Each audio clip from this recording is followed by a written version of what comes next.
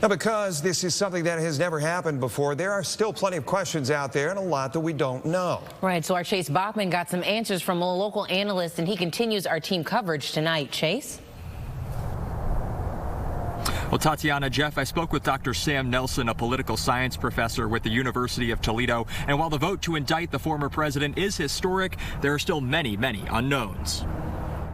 You know, we really have to see what's actually in the indictment. There are all kinds of questions about, what are the charges? What is the legal theory of the case?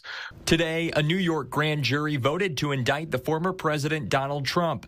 Political science professor Dr. Sam Nelson says the move is the culmination of years of investigation. This timing was very surprising. I don't think that he's being indicted here is a surprise after all the news of the last several weeks. But of course, it's also completely unprecedented for a former president to be indicted in a criminal case. Nelson expects the charges to shake up Mr. Trump's 2024 presidential bid. Basically, I think that this makes his campaign much harder. It will help him in terms of firing up his base, those most loyal to him. It will probably help him raise money for his campaign going forward. But there's no way that being under indictment is going to be a very compelling argument to somebody who voted for Joe Biden in 2020 that they should switch to Donald Trump.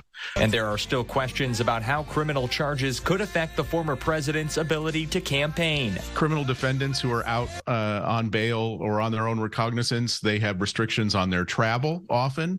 They have restrictions on the things they can say or how they communicate.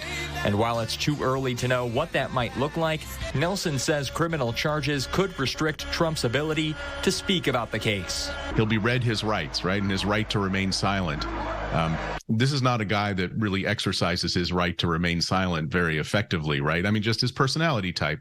I think that's going to be a huge challenge for him, not to be on social media, not to be at rallies, attacking the prosecutor, attacking the judges, attacking potential jurors. These are all things that could create a lot of trouble for him. The felony indictment is under seal and is expected to be made public in the next few days. Reporting live in East Toledo, Chase Bachman, WTOL 11.